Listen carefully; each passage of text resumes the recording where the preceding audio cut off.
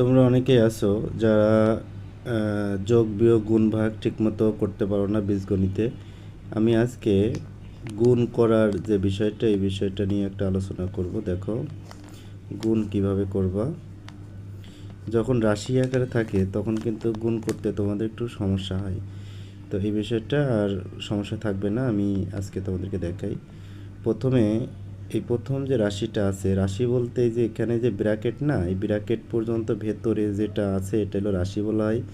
এই পাশে ব্র্যাকেটের ভেতরে যে যতটুকু আছে ততটুকু একটা রাশি বলা হয়। তো এখানে দুইটা রাশি আছে, এই একটা রাশি আর এই একটা রাশি, তো এই দুই রাশিতে গুণ করতে হবে।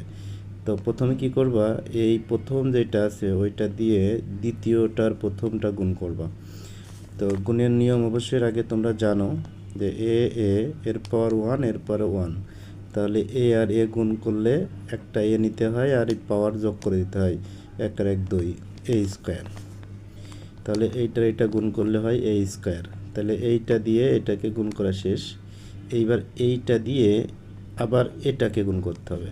তো এই গুণের আগে অবশ্যই আমাদের হচ্ছে যে এখানে কি চিহ্নটা হবে এই চিহ্নটা বসাতে হবে। চিহ্ন বলতে যোগ বিয়োগ, এটা বসাতে হবে। তো এখানে দেখো এর চিহ্ন প্লাস, আবার এটা যেটা গুণ করছে এটার চিহ্ন প্লাস, তো চিহ্ন কিন্তু একরকম।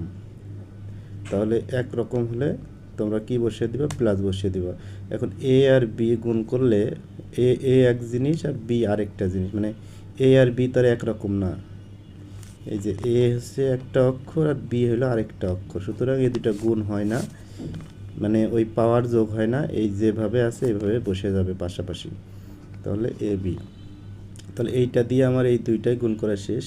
এবার এইটা দিয়ে গুণ করব, এইটা দিয়ে প্রথমটা গুণ করব। তো যেহেতু দুইটা চিহ্নই একরকম, প্লাস এ আর বি পাশাপাশি বসে গেল। এবার এইটা দিয়ে আবার এইটাকে গুণ করবা, তাহলে এখানে বি গুণ B.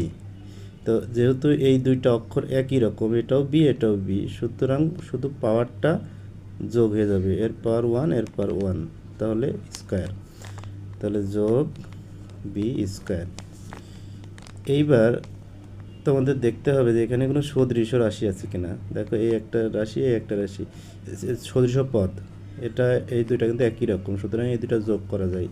A square plus two A B plus B square. এটা কিন্তু একটা সূত্র হয়ে গেল, তাই না? এই যে এখান থেকে হ্যাঁ এ প্লাস বি আর এ প্লাস বি গুণ করলে এই সূত্রটা আসে। তো বন্ধুরা আমি মনে করি তোমাদের গুণে আর কোনো সমস্যা হবে না, এটা যদি ভালো করে দেখো।